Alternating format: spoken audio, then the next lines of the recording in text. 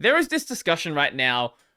That's not the link I wanted. To drop very old Wi-Fi drivers from the Linux kernel. So when we're talking very old, right? We are talking 802.11b devices. Now, it's not like every single 802.11 driver is being removed, but there is a clear set of drivers that are not being used.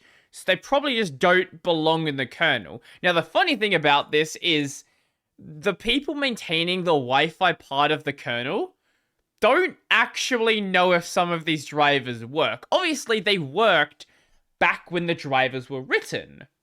The problem is these drivers are so legacy, are so badly maintained and little use that the people maintaining the Wi-Fi part of the code base don't actually have some of the hardware for these drivers. Now, when we say 802.11b, if we go by the modern Wi-Fi naming standards, 802.11b transfers into Wi-Fi 2. This is a standard, I want to say from 1999, I'm going to say. It's either 99 or 98. 802.11b, let's see. Wi-Fi 2 is 99. Yeah, okay. Which was very quickly, seceded? That's not the word. Succeeded?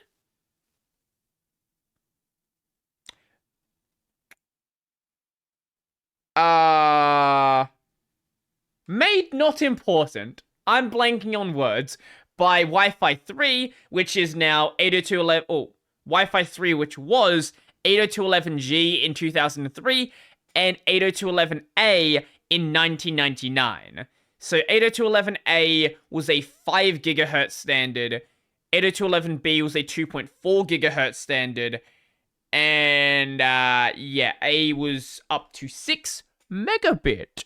Whoa! 6 megabit. Actually, no, sorry, no, this goes higher. 54 megabit. I'm reading, I can't read numbers apparently. 54 megabit. 54 megabit Wi-Fi. Imagine that.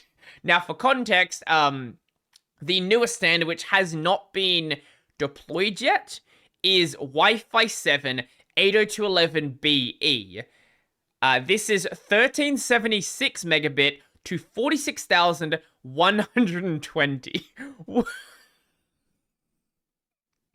46,100. Like, I'm sorry, what? I feel like there's a point where outside of transferring literal terabytes of data locally, there is no reason to have your Wi-Fi faster. So the standard that's like the main standard right now is Wi-Fi 6 and Wi-Fi 6E, which is 802.11ax, which is 6 gigahertz, 2.4 gigahertz, and 5 gigahertz. That's what you probably have, but you may have slightly older hardware, so you would have 802.11ac. Maybe, if you got something a bit older, it'd be 802.11n. That's 72 to 600 megabit. Now, some of the drivers in here are for devices that are even pre-802.11b. We're talking 802.11, Wi-Fi 1, 1 to 2 megabits. That is the maximum speed. This, okay, I know some people don't like it when I say this, right? This is e-waste.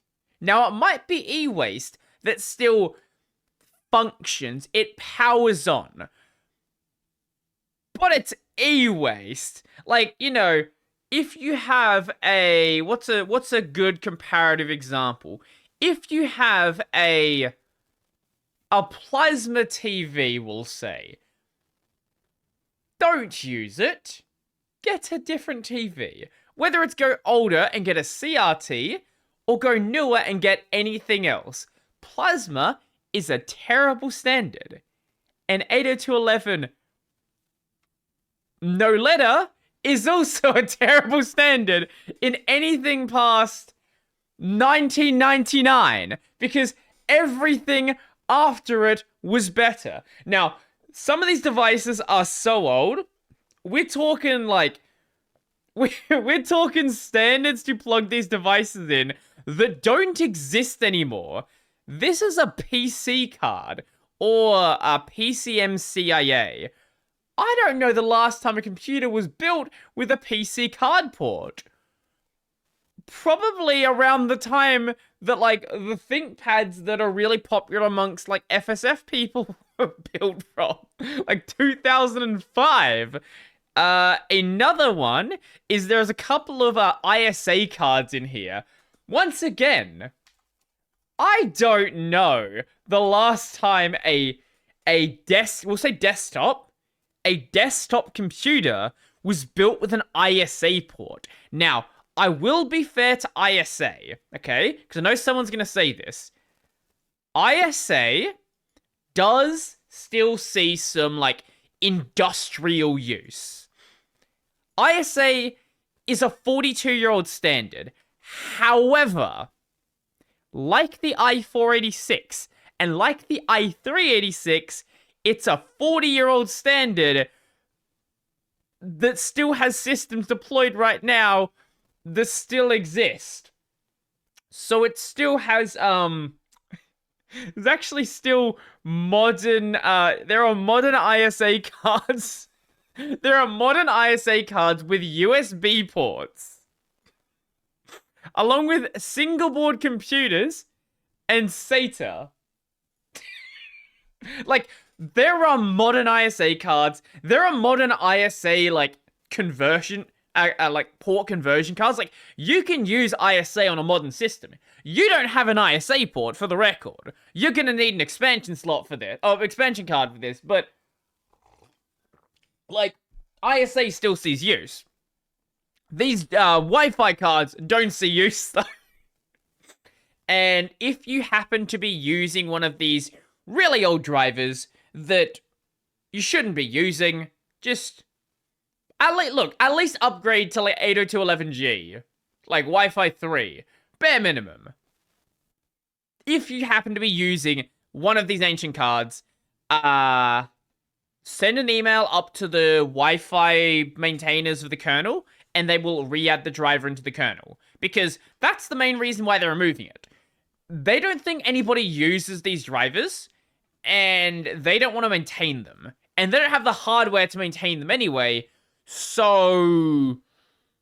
Also, they don't know they work. So, we might as well just drop them from the kernel, and if anybody complains, we can revert it then. Like, I'm not joking, that's actually the plan. So, where is it? Is this one? Yeah, this is it. So, our favorite character on the kernel, Greg Crower Hartman. Let's see his message. No, not that one. It's the one after that. Greg, where you at? I recommend just delete the ones you feel are not being used in a patch that removes them one by one, so that it's trivial to revert if someone shows up and says, hey, my device stopped working a few years in the future. So, individually remove the drivers. If one of them needs to be brought back, you can just revert that one patch, and it's pretty easy to deal with. Yeah, that's pretty much what they're going to be doing. Now,